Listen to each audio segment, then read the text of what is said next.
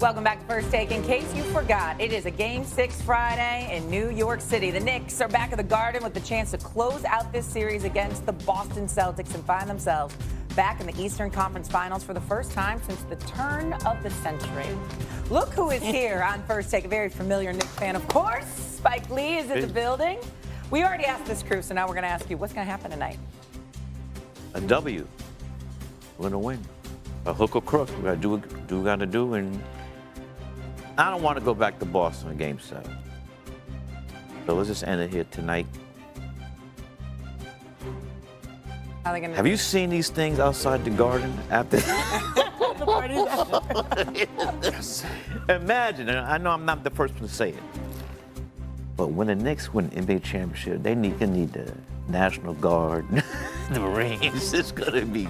We've waited a long time. Too long. Too long. Too long. Too long. I was 5. I was 5 years old. But the 7-2, 73? Yeah? You've got to enjoy it. You're too stressed out. You've got to enjoy this opportunity. Once again, you're not getting it. We've been close before. You got to remember, I had the pleasure. I was at an event at the Disney Upfronts the other day. And some young lady walks up to me and she wants to interview me or whatever, and she's on the red carpet and all of that. And she introduced herself afterward. She said, "Just so you know, I am the daughter of Dave Checketts." Ooh. Dave Checketts is the former president of Madison Square Garden in the Knicks. Put it together. Right. Now, did he deliver a championship? No. But we all know that's because of Jordan and Olajuwon. Can't forget Olajuwon because the Knicks went there without him and John Starks. I won't. Don't bring it up. I won't bring it up. Houston music. My point is, it's been close. And Checketts did a masterful job of lying to us. He had us convinced at least three times we gonna beat Jordan. He had us convinced, and it didn't happen.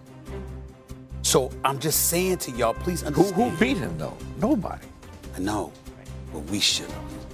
You know where he was born? Brooklyn, right there. Look out the window. That's aware. where Michael was born. I'm fully aware. Fully aware. I'm fully aware. He didn't give a damn about that when it came to going up against us.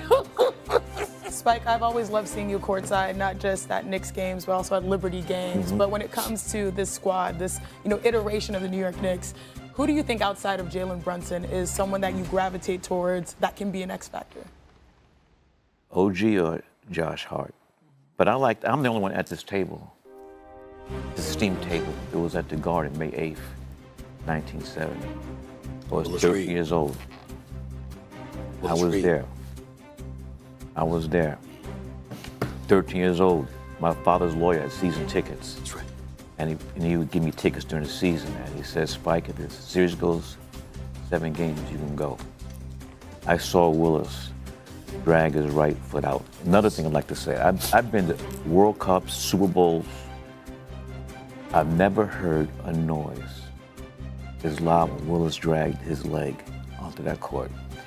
And he didn't come out with everybody because back then the knee was like this. So it takes a while for the drug go. And so both teams were doing a layup. And the entire Laker team froze. We're talking about Will Chamberlain, Jerry West, Elgin Baylor, and the rest of the team. They froze when they heard that noise and turned around and watched saw Willis drag his leg. Yes. The free throw line were his first two, both left-handed, his first 2 shots. That's right. And then the game, his first 2 shots. That's right. Now, Walt Frazier has a different thing. Walt Frazier was That's all they needed. Walt Frazier took care of the rest. but he still says he says it lovingly, but it just wasn't. Why is it called the Willis Reed game? That's right. I'm just saying. It's moments, man. It's moments. I hope none of the current Knicks is watching this because you're just piling it on. You're piling it on. Why would you hope? Why would you hope that? You don't want them to embrace the moment? confident and thinking that they're going to win tonight's game. This isn't about 1970. This is about 2025. I totally agree with that, but here's the flip side. There's nothing wrong with embracing urgency. Pressure breaks pipes. What are you made of?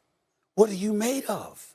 Boston showed us in Game 5 they ain't going out like that. They're We gonna we the reigning defending champions. You think you coming into our house with all these Irish pubs everywhere? Without Tatum, without Tatum. I don't give a damn we don't have Tatum. You know who we are, and they answered the call. Now it's the New York Knicks' turn. Ain't nothing wrong with that. Ain't nothing wrong with that, Wendy. So I'm curious then, as two people that have seen multiple decades of Knicks basketball, where would you grade this current squad? Because Stephen A is full of anxiety, but I feel like this is a team that has been embraced not just for New York. I'm a basketball fan, and I love what they built off of chemistry. Agree. Leon Rose. I'll let you answer that first. I'll let you answer that first, because I got my answer. You go ahead and say it first. You go say what you going to say. Ask me are the Knicks going to win. You just said the Knicks are going to win. Ask me if the Knicks going to win. Is the Pope Catholic? Did the Pope go to Villanova? Hey, I can leave right now. means I can leave. I can leave. there's some anointing now for you guys. Good energy. There's some anointing happening over there. I'm just going to tell you, Jalen Brunson smiled. Jalen Brunson smiled. This is going to calm everybody down. The other night, I don't even know if it was on the broadcast, but on the scoreboard, the game was over. They're at a timeout late in the game. Jalen Brunson. Well, you talking about in Boston? Yeah. Okay, go ahead. Jalen Brunson had fouled out. Jalen Brunson never smiles. He scores 45, he doesn't smile. He hits the game winner, doesn't smile. They put him on the scoreboard in Boston so the fans could boo him. He waved it. He smiled at him. Don't you worry about tonight. Jalen Brunson smiled at him. Chill out, buddy. He's amazing. I am not worried about Jalen Brunson. I have all the belief in the world There he is. He's that smiling. he is going to show up. I think you're missing it. Let me answer your question. Let me get deep here because it's going to hurt. You don't have to say this. I'm going to say this. I'm going to say this. The Knicks have an opportunity to change my mind tonight. But I have watched them.